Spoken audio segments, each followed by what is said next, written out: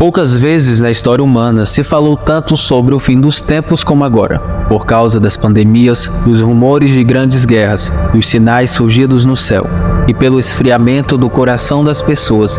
A volta de Cristo tem sido assunto frequente, tanto entre os cristãos como também na internet. Acontece que alguns estão se aproveitando dessa comoção mundial por causa da pandemia e de outros fatos que estão acontecendo em todo o planeta para lançar falsas profecias e descaracterizar passagens bíblicas a respeito do fim dos tempos, para espalhar um medo entre as pessoas. E um dos trechos bíblicos que mais tem sido usado por essas pessoas que estão fazendo esses sensacionalismos é o capítulo 24 do Evangelho de Mateus, onde Jesus fala sobre o que acontecerá com o mundo antes da sua volta. Por isso, nesse vídeo, nós vamos fazer uma análise de tudo o que o Senhor Jesus realmente quis dizer aos apóstolos no livro de Mateus, capítulo 24, sobre os dias que estão por vir. Seja bem-vindo ao nosso canal. Se você gosta de vídeos de curiosidades bíblicas ou estudo bíblico, deixe seu like, isso nos ajuda muito.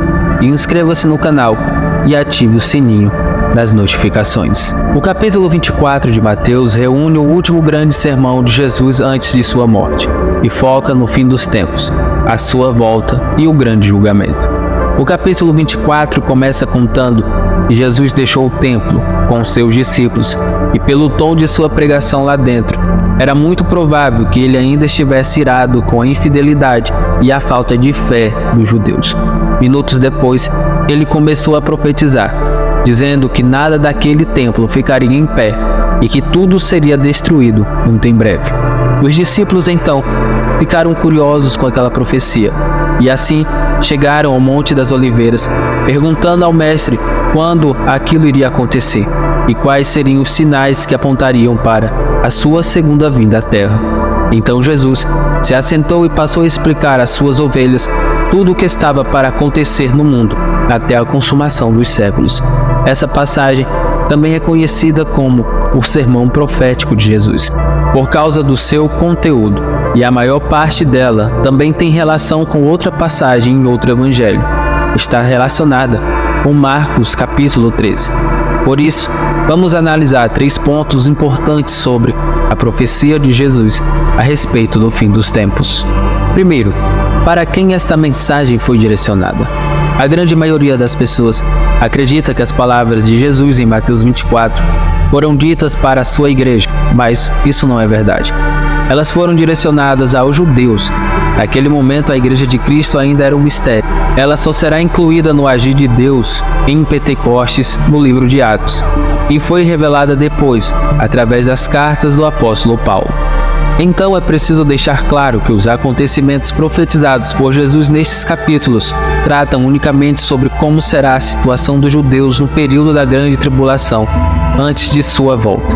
Além disso, o capítulo 24 de Mateus trata dos falsos profetas e dos falsos cristos que surgirão para enganar o povo de Deus.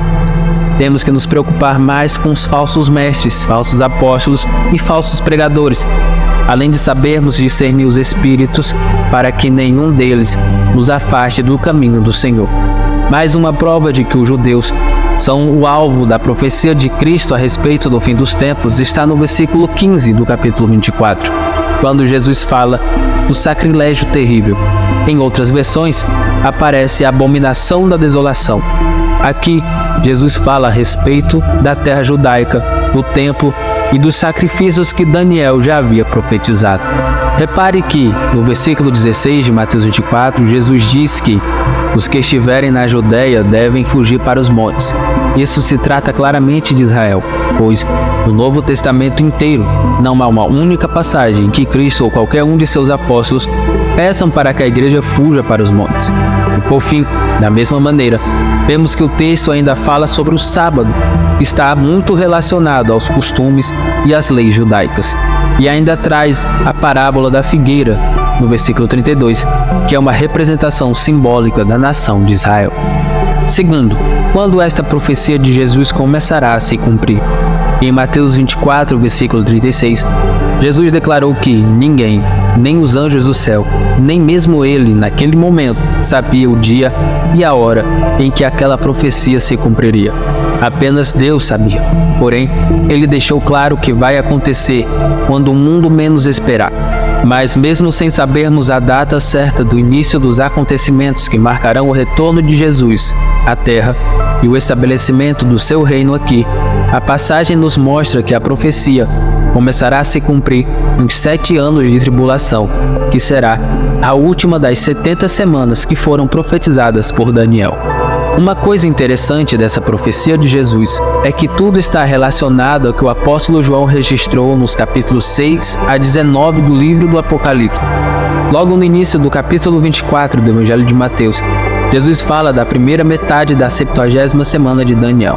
No versículo 8, Jesus disse: "Tudo isso será o início das dores." E essas dores não dizem respeito a qualquer época.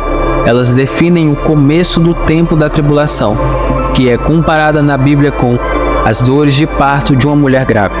Por princípio das dores, são os primeiros 3 anos e meio do tempo da tribulação, em que o mundo será governado pelo anticristo. Assim como existem as etapas iniciais e finais das dores que antecedem um parto, também esses últimos 7 anos se dividirão em 2 etapas de 3 anos e meio. E repare que há uma ligação entre as falas de Jesus no versículo 4 e 8 com Apocalipse 6, onde o Senhor abre os selos e começa a derramar o seu juízo sobre a terra. Em Mateus 24, versículo 5, Jesus alerta os judeus a respeito dos falsos cristos que enganarão a muitos. Exatamente o que acontecerá quando o primeiro selo for aberto e o anticristo surgir para enganar as pessoas e dominá-las. Em seguida, no versículo 5, Jesus fala das guerras e dos rumores de guerras que acontecerão, o que é exatamente o que a abertura do segundo selo trará sobre a terra e acabará com a paz. Depois, no versículo 7, Jesus diz aos discípulos que nação se levantará contra nação e que o mundo será tomado por uma grande fome. Isso está ligado à abertura do terceiro selo do Apocalipse. Por fim, ainda no versículo 7, Jesus fala a respeito de diversos acontecimentos que tirarão a vida de milhares de pessoas, e o que está ligado ao espírito de morte, que é o 4º selo, e ao 4º cavaleiro do Apocalipse, que vai trazer sobre a terra.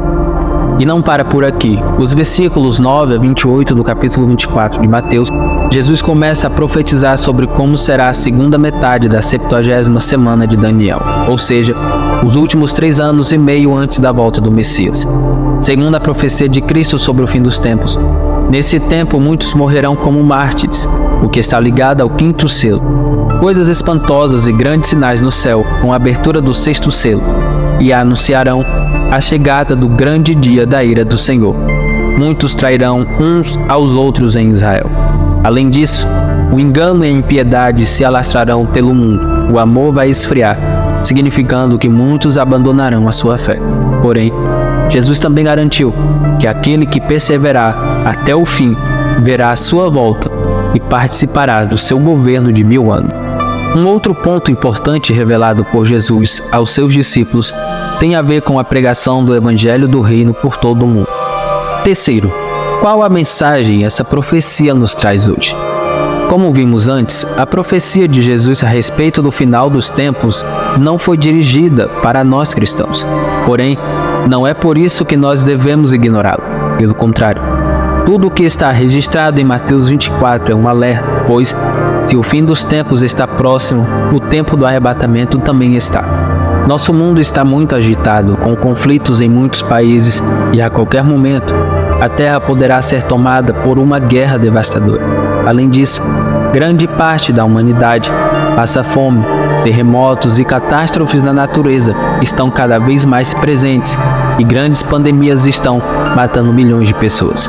Além disso, muitos cristãos já são perseguidos por sua fé em Jesus, e muitos estão sendo enganados por pessoas levantadas por Satanás.